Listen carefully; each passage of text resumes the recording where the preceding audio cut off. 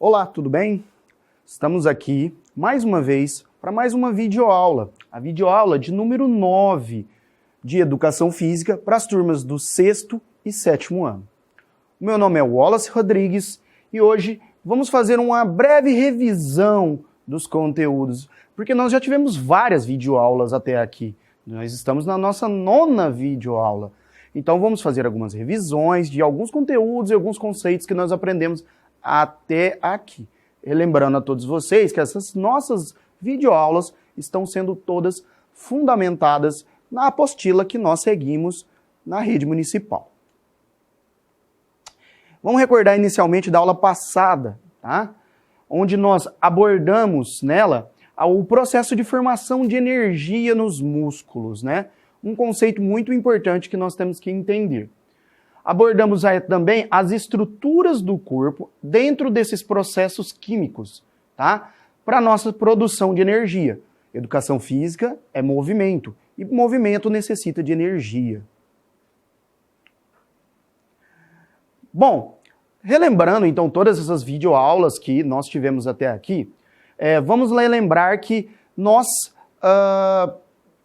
tivemos vários assuntos, tá? E começamos com eles pelo estudo do movimento humano e suas estruturas, tá? Bom, o objeto de estudo da educação física é o movimento humano, né? Então, todo o movimento humano é o objeto de estudo da educação física. A cultura corporal de movimento é a pauta principal da educação física. Cultura corporal de movimento, ou seja, é relativo ao movimento corporal e a cultura que adquirimos com esses movimentos. E como essa cultura também influencia a gente no aprendizado desses movimentos durante toda a nossa vida. As estruturas do corpo são componentes que integram o nosso corpo, tá? Músculos, ossos e articulações são as principais estruturas que nos ajudam a movimentar, a desenvolver esses movimentos, desde o aprendizado até o aprimoramento, o aperfeiçoamento desses movimentos. Na aula 2, então, já a gente aprendeu sobre essas estruturas do movimento. Já na aula 2, nós tivemos o aprendizado das capacidades do movimento humano, tá? Vamos entender um pouquinho melhor sobre isso. As capacidades de movimentos são fundamentais para garantir a sobrevivência do ser humano e suprir nas suas necessidades. O ser humano, instintivamente, é um ser que tende a se movimentar. Isso já vem com nós, está no nosso DNA. As capacidades físicas são definidas como todo atributo físico treinável, é importante essa palavra, num organismo humano. Entre outras palavras, são todas as qualidades físicas motoras possíveis de treinamento, comumente classificadas em diversos tipos. Ou seja, todo movimento ele é treinável, tá? Desde um movimento mais simples, como o andar, que é quando a gente nasce e a gente não sabe fazer esse movimento, e aos poucos a gente vai aprendendo ele. Mesmo que esse aprendizado pareça ser uma coisa natural, mas ele também é uma espécie de treinamento do nosso corpo. Temos 7 capacidades físicas. Essas capacidades físicas, é importante lembrar que elas são natas, a gente já nasce com ela, tá? Não existe uma pessoa, por exemplo, que tem força e outra que não tem força. Todos nós temos força. O que varia é o nível de força de cada pessoa. Então, essas capacidades físicas que já nascem com a gente, que são essenciais para a gente aprender os movimentos, ações da nossa vida, são a força muscular, a potência muscular, o equilíbrio, a velocidade, a resistência muscular, a resistência cardiorrespiratória do nosso sistema pulmonar e também o nosso sistema circulatório. E a flexibilidade. A habilidade física e a cultura corporal de movimento. As habilidades físicas são todos os movimentos aprendidos e incorporados ao nosso repertório motor. Eles recebem influência da cultura de determinado local. O que isso quer dizer? Vamos a um exemplo prático. Em locais próximos a rios ou ao litoral, né, ao mar, a grande parcela das pessoas sabe nadar. É uma ação comum, é um movimento comum para eles. Tanto por questões de segurança, também por questão de lazer. Outro exemplo, por exemplo, a gente pode dar de uma movimentação que é, por exemplo, andar a cavalo. Uma habilidade complexa até, né? Que poucas pessoas sabem fazer. Porém, pessoas que moram no interior ou que moram na área rural têm muito mais condição e muito mais possibilidades de aprender essa habilidade motora. Então, o local onde vivemos, a cultura em que estamos inseridos, esses são essenciais para determinar quais serão as habilidades motoras que nós aprenderemos ao longo da nossa vida. As habilidades físicas que nós possuímos, andar, correr, pular, nadar, saltar, pedalar, agachar, né? Então vejam que são todas muito simples. Vamos, andar, correr, pular, nadar, saltar, pedalar, agachar, etc. Ou seja, tudo isso são habilidades físicas. Tudo isso está inserido no que nós aprendemos de acordo com a cultura que nós vivenciamos, né? Desde aprendizados que são mais comuns, como por exemplo o andar, até por exemplo uma coisa um pouco mais complexa, como o pedalar ou o nadar. A cultura corporal de movimento. A cultura influencia diretamente nos nossos movimentos. Depende da nossa região, como eu havia dito anteriormente, em que o indivíduo está inserido. O mesmo vai adquirir comportamentos e gestos do meio em que vive, como eu expliquei para vocês agora. As condições climáticas também influenciam nos movimentos de cada população. Por um exemplo aqui, nós temos algumas ilustrações, um lugar onde a gente tem uma temperatura mais tranquila, né?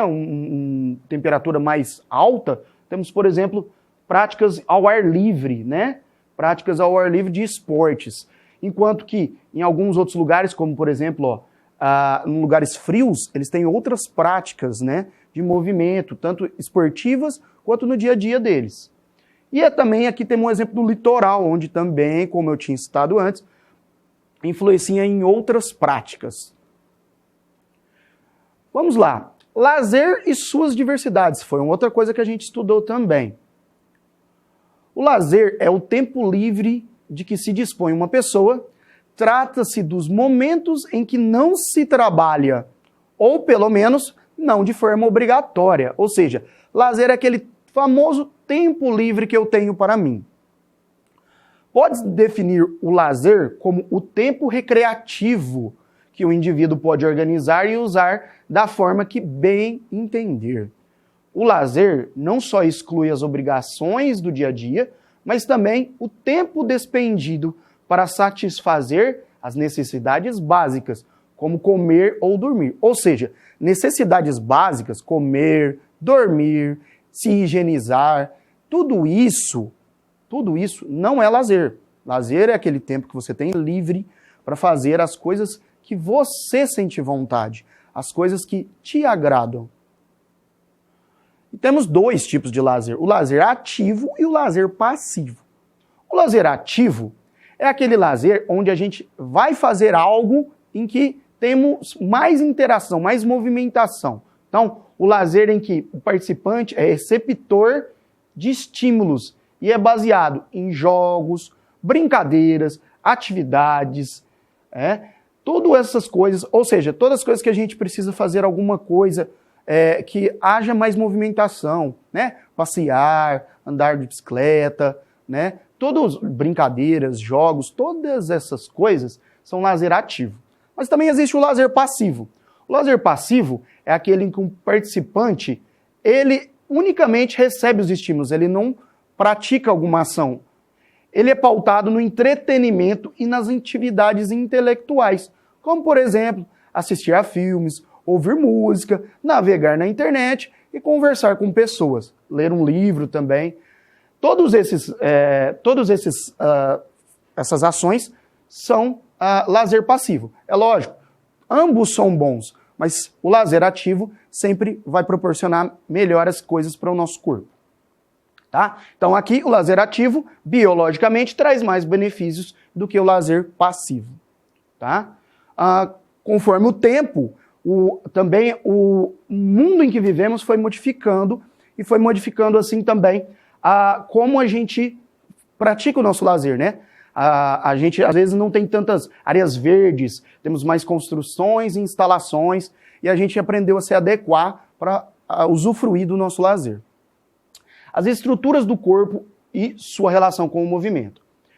São 3 estruturas muito importantes aqui que nós vamos falar. É o sistema nervoso, que é o nosso cérebro e a nossa coluna, passando toda a informação para o nosso corpo. O sistema respiratório, né, que faz a interação do nosso oxigênio para que a gente, né, possa levar isso para o nosso corpo. E o sistema circulatório, com o coração, as artérias e as veias, levando o sangue ao todo o corpo. O cérebro armazena todas as informações que aprendemos por toda a nossa vida, inclusive os movimentos também. Então o cérebro também armazena os nossos movimentos. Vamos dar, né, fazer uma analogia. É o nosso computador central. Os pulmões. Os pulmões, como eu disse, promovem as trocas gasosas, fornecendo o oxigênio que a gente precisa para estar passando por todo o nosso corpo, né? Nós não vivemos sem oxigênio. O ar é imprescindível para a vida nossa. Existem 2 movimentos do pulmão, né? A inspiração e a expiração. A inspiração a gente puxa o ar e a expiração solta o ar. Na inspiração a gente traz oxigênio para dentro do corpo e na expiração a gente elimina gás carbônico. O coração é um órgão que funciona como uma bomba propulsora que faz o sangue circular pelo todo o corpo, né? Todo o nosso corpo, todos os nossos músculos precisam de sangue, que o sangue leve os nutrientes, o oxigênio, e quem promove isso é o pulmão. O pulmão não, desculpe, né? É o coração, né, gente? Principal função do coração é bombear o sangue para todas as partes do corpo, né? Vamos falar agora sobre os sentidos, né? A influência dos sentidos no movimento humano. Na educação física não é diferente. Os sentidos ajudam a gente a aprender, né, os movimentos. Eles influenciam no aprendizado dos movimentos. Assim como os sentidos, né, que são 5, né? O olfato do nariz, o paladar, que a gente sente os gostos, a visão, onde a gente enxerga as coisas, a audição, onde a gente escuta tudo, e o tato, que está em toda a nossa pele, que faz a gente sentir o toque, sentir as sensações, tá? E esses sentidos também influenciam no aprendizado das movimentações. Como eu disse aqui, os 5 sentidos, né? A audição, visão, paladar, tato e olfato. Bom, vamos falar também de onde vêm as nossas energias para a gente se movimentar, né? Como eu disse anteriormente, nosso corpo precisa de energia para se movimentar. Sem energia, nós não conseguimos nos movimentar. A energia, basicamente, é formada por 2 elementos, o oxigênio e os nutrientes. Aprendemos como esses elementos são essenciais e chegam até os tecidos musculares. Assim, né, dentro das células, eles conseguem fazer a geração de energia. Para a geração de energia, também temos os mesmos sistemas, né? O pulmão, o coração e agora os músculos, né? O pulmão agindo na obtenção de oxigênio, o coração bombeando o sangue pelo corpo, levando o oxigênio e também o nutriente dos alimentos, e os músculos que vão fazer essa geração de energia e depois vão promover os movimentos do nosso corpo, tá? Pessoal, eu vou chegando por aqui,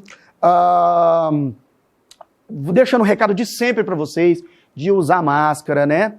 De higienizar suas mãos, às vezes não é necessário com o álcool em gel, se você não tiver. Qualquer forma de higienizar tá bom, mas se tiver o álcool também. Evitar de sair de casa, o distanciamento social, tá?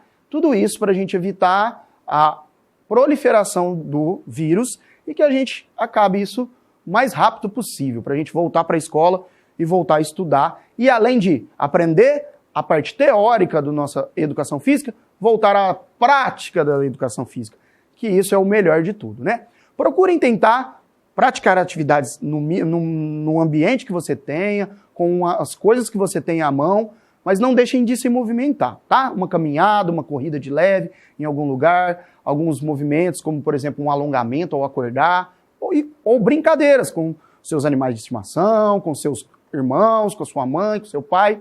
A internet também está recheada de coisas, pode assistir as videoaulas de outras séries também de educação física, onde tem várias atividades legais. E é isso. Eu vou ficando por aqui, deixando meu muito obrigado para vocês. Um abraço, valeu, tchau.